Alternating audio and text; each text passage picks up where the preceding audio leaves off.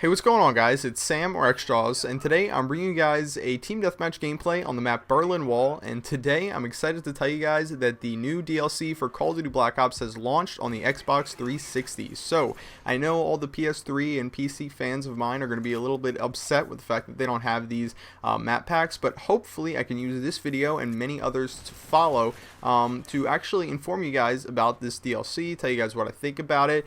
Maybe you can, just explore the maps and learn a little bit more about the topography of these maps, and overall what I really want to make this very first video to do is to help you guys make a more informed purchase, whether that be if you're on the Xbox 360 and you haven't bought this yet, or if you're on the PC or the PS3 and you're going to buy this in a month. So the reason why I want to do that is because this map pack isn't extremely special. I'll talk a little bit more about that in a minute, and I'm not trying to be a pessimist whatsoever. This is a really cool map pack and I'm happy with the maps, and they're not bad by any means, but a lot of people are curious, is it worth the $15 price tag?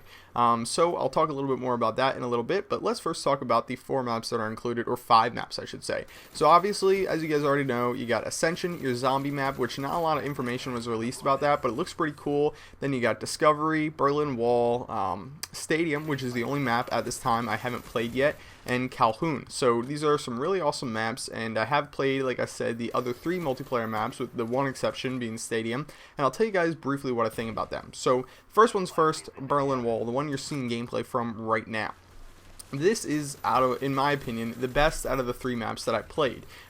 This map has the no man's land in the center, and I think if they were to not do that, if they were to do something else with the center of this map and not break it up so much, it would be much better. If you don't know what I'm talking about, I uploaded a video earlier where I talked about the auto turrets. If you run into the red areas on your mini map, and I know, it might sound like some people might think that everybody knows this, but I saw so many people run out in the middle of it, and when I played the very first game on this map, and just so many people didn't know that the auto turrets will actually kill you, and it'll say that mistakes were made. You kill yourself if you run out in the middle.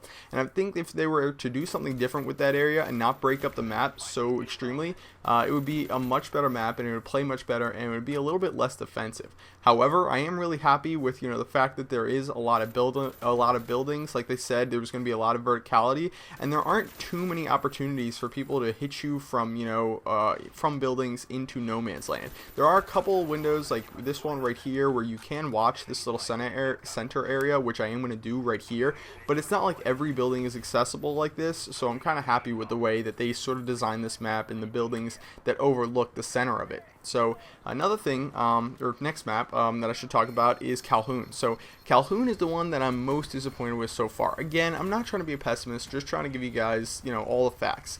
The thing with this map is that it's a lot of jumping around. There's a lot of jumping over things, to get from point A to point B, like literally to get from flag A to flag B. You have to jump over a lot of stuff, go up ramps, go down ramps, go through windows and out of them, and all this stuff, and it just seems like that map is really broken up, and if you are caught with your pants down, if you are caught climbing something, you are going to be screwed. So, it's one of those times where I really wish they implemented Marathon Pro from Modern Warfare 2 into this game, where you could climb faster. Unfortunately, you can't, and that makes things a little bit choppy. I did get killed quite a few times on that map trying to climb things, and it does make getting to the objectives and recapturing them really difficult, but nonetheless it's an okay map. Like I said, just really choppy gameplay, and it might lead to some bad things, but like I said, I only have played for a little bit here, so I don't have as much experience as I wish I did to talk to you guys about, but it does seem like a decent map nonetheless, and I don't want to give you the idea that they're all bad maps in any way, shape, or form.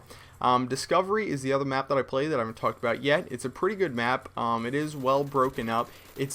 I'm gonna say that it doesn't seem like it's on, and this might seem a little bit weird, it doesn't seem like it's on one plane. There is it almost seems like there's 2 levels of that map. You've got like an upper and a lower level, and like they said, there's gonna be a lot of verticality in the new maps that they've implemented into this new DLC. But the fact is it doesn't feel like everyone's playing on the same map, if that makes any sense. It feels like there could be a guy above you on a really, really big ramp, or it just seems like that map doesn't just have a couple areas where you're either below everyone else or above everyone else. It seems like, only 50% of the players at any one moment are kind of playing on the same battlefield. And I know that might seem a little bit confusing, but when you play it, I think you guys will know what I mean. So a good map, just not the most amazing map. So, in conclusion, I want to say that it's a good map pack, don't get me wrong, but if you don't play this game that much, it's probably not worth your money. Like I said before, if you if you put in the Black Ops disc every day, I'm going to say buy this. A lot of people are saying that Black Ops is getting stale, and, I've played this game for upwards of, I think, like almost 10 days, so obviously, I'm going to be most bored of this game, but I'm going to buy this definitely to sort of spice things up and make it a little bit more fun. However, if you're somebody who only puts in the disc and only plays Black Ops maybe once or twice a week, maybe 3 times a week, and when you do play, you're only playing for 20 minutes or an hour, not like you're playing for long gaming sessions or anything like that, then it's probably not worth it for you. The zombie map alone, if you're a guy who plays zombies, is probably going to be, worth at least like, 20 or 30 or 40 hours of gameplay. I don't know, however long you play zombies for, it'll be a lot of fun, I'm sure, to play like a whole new zombies map that gives you, tons and tons of more game time. For me, the multiplayer maps is where it's at and where I'm going to stay. I might do some zombie stuff. You guys can let me know if you enjoyed that. But anyway, guys, I'm wrapping up on this map. A little bit more about Berlin Wall. It seemed like a pretty good map for air sport, which is something that I'm happy with. I wasn't able to get any chopper gunners on the other maps. As I said, I've only played for about 40 minutes at this point, and I haven't gotten a lot of good games on all of them. Like I said, this wasn't the greatest game in the world, but I was happy to see that it is a really open map, even though there are big buildings dividing the center of it and whatnot. So it works well for air sport. Unfortunately, as you guys probably saw a little bit earlier in this map, I was shot down pretty damn fast. So anyway, guys, final score of this game was 33 kills and 5 deaths. I hope you guys enjoyed it. If you did, please, I said please give the video a thumbs up. It really helps me out, and that's pretty much it. I'll see you later. Bye.